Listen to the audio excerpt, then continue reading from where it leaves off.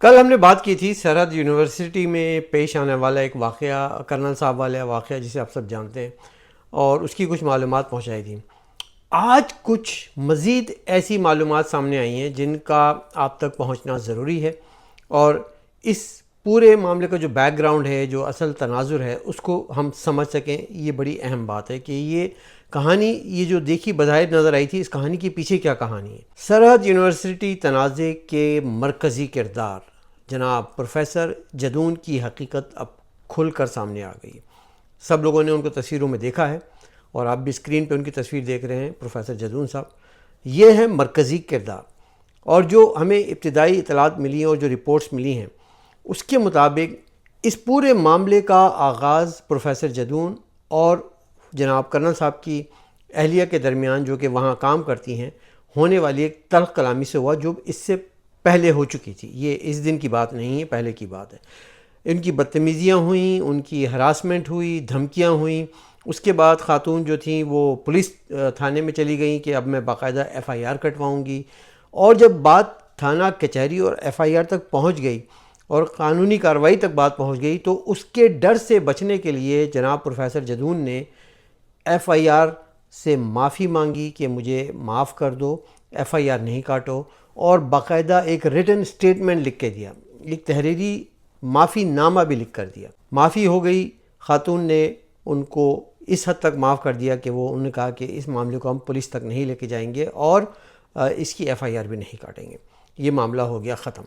اچھا، اس دوران میں جو آپ نے جس دن واقعہ ہوا، اس دن فارمیسی کے طلباء ڈگری کے ایک اپنے ایشو کو لے کر ایک احتجاج پہلے سے کر رہے تھے۔ اس میں انہوں نے اپنے لوگوں کو پلانٹ کر کے، باقاعدہ مبینہ طور پہ پلانٹ کر کے ان عناصر کو استعمال کیا، ماحول کو خراب کیا، خاتون کو ہراس کیا، اور ایک ایسی کہانی بنائی کہ جس میں لوگ سمجھیں کہ یہ کوئی اور معاملہ ہے۔ اگر آپ پروفیسر جدون کے تھوڑا سا بیک گراؤنڈ جاننے کی کوشش کریں گے، اور اس کے بعد آپ ان کا فیس بک پروفائل اور ان کی جو ماضی کی باتیں ہیں وہ دیکھیں گے، تو کچھ سنگین ترین باتیں سامنے آئی ہیں۔ یہ رہتے پاکستان میں ہیں، یہاں کی یونیورسٹی سے تنخواہ لیتے ہیں، پاکستانی بچوں کو پڑھاتے ہیں، یہیں پہ اپنا کیریئر بناتے ہیں، لیکن اگر آپ دیکھیں گے ان کے سوشل میڈیا اکاؤنٹس پر غیر ملکی علامتیں اور افغانستان کا جھنڈا نظر آتا ہے۔ یہ بڑے فخر سے اپنے آپ کو افغانی کہتے ہیں۔ ان کی ایک پوسٹ میں باقاعدہ پشتو میں شاعری بھی کی گئی، اور اس میں ریاست مخالف بیانیے کو فروغ دیا گیا، اور انہوں نے یہ کہا تھا کہ میرا وطن افغانستان ہے۔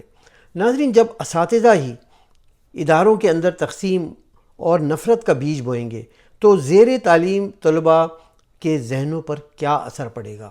اس کے انتہائی منفی اثرات مرتب ہوں گے۔ اور ہم نے دیکھا کہ یہ جو ایک نسل بنی ہے، جسے ہم نے کہا کہ شعور دے دیا ہے، وہ یہ شعور یہاں سے آ رہا ہے، جہاں پہ اینٹی اسٹیٹ ایلیمنٹس اپنا کام کر رہے ہیں مختلف اداروں میں بیٹھ کے۔ اب دوسری جانب پروفیسر جدون صاحب کے جو حامی ہیں، ان کی جانب سے یہ تاثر دینے کی کوشش کی گئی ہے کہ جی ان کے ساتھ زیادتی ہوئی ہے، لیکن ٹوٹلی حقائق اس کے برعکس ہیں۔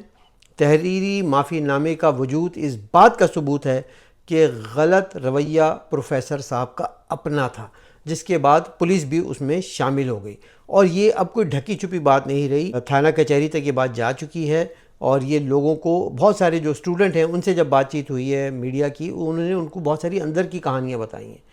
اچھا، اس سارے معاملے کو لے کے آپ نے دیکھا افواہوں کا بازار بھی گرم ہو گیا۔ اب سوشل میڈیا پہ ایک نئی افواہ یہ پھیلائی گئی کہ بنوں میں پولیس لائنز کا گیٹ بند کر دیے گئے اور حالات بڑے خراب ہو گئے، لیکن جب فیکٹ چیک کیا تو معلوم ہوا کہ جو ویڈیو آپ دیکھ رہے ہیں سوشل میڈیا پہ وائرل کی جا رہی ہے، وہ اپریل 2025 کی پرانی ویڈیو ہے۔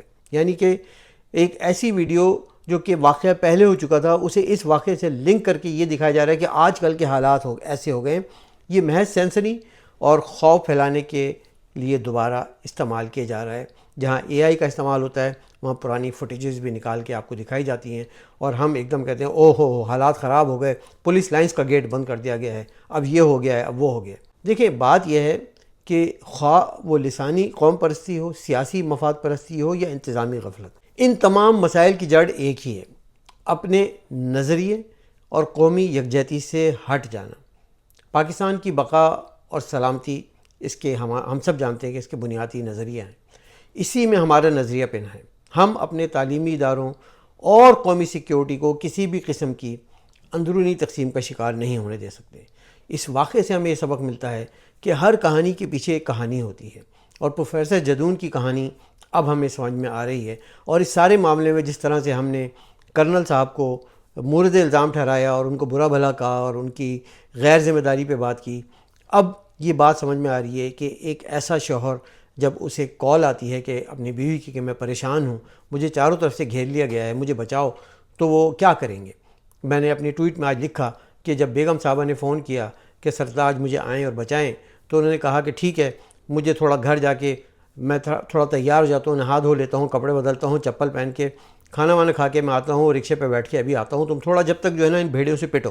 تو کیا وہ آپ یہ الاؤ کرتے؟ کیا میں یہ الاؤ کرتا؟ کوئی بھی نہیں کرتے۔ وہ جس کیفیت میں جس حال میں تھے وہ دوڑے چلے گئے، اور وہاں جا کے انہوں سے جو بھی ایک ریئیکشنری ہوا ہے، اس کا مطلب یہ نہیں کہ وہ پورے ادارے کو ریپرزینٹ کر رہے تھے، وہ ایک شوہر کا فرض نبھا رہے تھے، اور وہ شوہر جو تھا اس وقت ہیٹ آف دا مومنٹ میں وہی کچھ کر سکتا تھا جو اسے اپنی سیلف ڈیفنس میں کرنا چاہیے تھا۔ تو اس کو اگر ہم اس اینگل سے دیکھیں گے تو بات سمجھ میں آئے گی کہ یہ کسی کے ساتھ بھی ہو سکتا ہے، کوئی بھی واقعہ کسی کے ساتھ ہو سکتا ہے، اس سے کوئی فرق نہیں پڑتا کہ وہ ڈاکیہ ہے، وہ سول سرونٹ ہے، وہ کوئی پولیس مین ہے یا کوئی فوجی ہے۔ اپنے گھر والوں کی حفاظت کرنا ہر انسان کا بنیادی ایک انسٹنکٹ ہے، فطرت ہے، اور فطرت میں وہ اس میں کوئی ڈسپلن، کوئی تربیت، کوئی کچھ نہیں آتی۔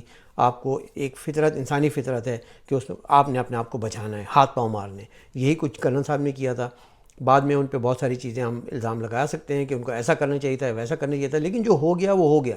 کہانی تو اب سمجھ میں آئی ہے کہ یہ معاملہ کچھ اور تھا، لیکن اس معاملے کو کسی اور طرف لے جایا گیا۔ لہٰذا بہتر ہے کہ جب بھی ہم اس طرح کی سٹوریز دیکھیں تو اس کا ڈائسیکشن کریں، اس کی سرجری کریں، اور دیکھیں کہ یہ معاملات ہو کیا رہے ہیں، کیوں ہو رہے ہیں، کس طرح سے ہو رہے ہیں، اور اس کے پیچھے اصل کہانی کا ہے۔ اس کو سیاسی رنگ دینے کی بھی کوشش کی گئی، کچھ لوگوں نے اس سے سیاسی فائدہ اٹھانے کی کوشش کی، کچھ سیاسی تنظیم جو کہ ہر وقت پاکستان اور پاکستان کی افواج کے لیے بغض رکھتی ہے، انہوں نے اس معاملے کو کیش کرنے کی کوشش کی۔ تو دیکھیے حالات پاکستان کے وہی رہیں گے، پاکستان یہی پاکستان رہے گا، اس میں ہم نے اور آپ نے سب نے مل کر کام کرنا ہے، اور جو سمجھدار طبقہ ہے وہ سیاست کرے گا، جمہوری طور پہ ملک کو آگے لے کے چلے گا۔ لیکن اس طرح سے کسی کا اعلی کار بننا اور ریاست کو برا کہنا اور فوج کو برا کہنا، کسی بھی معاملے میں اس میں بغض نکالنا، یہ اب اچھی بات نہیں ہے۔ اور جہاں یہ اس طرح کے واقعات ہوتے ہیں، جب حقیقت سامنے آتی ہے تو پھر ایسے ہی لوگوں کو شرمندگی بھی اٹھانی پڑتی ہے۔